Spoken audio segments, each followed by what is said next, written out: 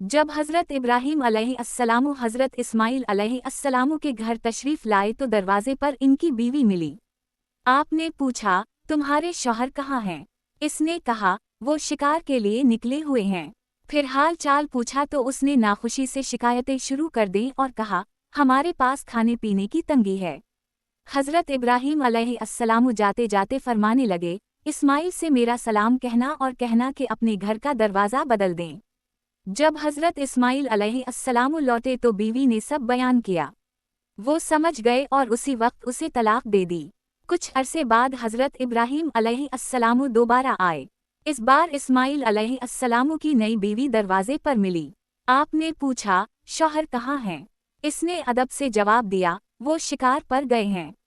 अल्हम्दुलिल्लाह हम बहुत आराम और भलाई में हैं। इसने एहतराम से दूध और गोश्त भी पेश किया। हज़रत इब्राहीम अलैहिस्सलाम ने दुआ दी और फरमाया, इस्माइल को मेरा सलाम कहना और कहना कि अब तुम्हारे घर का दरवाज़ा अच्छा है। जब हज़रत इस्माइल अलैहिस्सलाम घर लौटे तो बीवी ने सब सुनाया।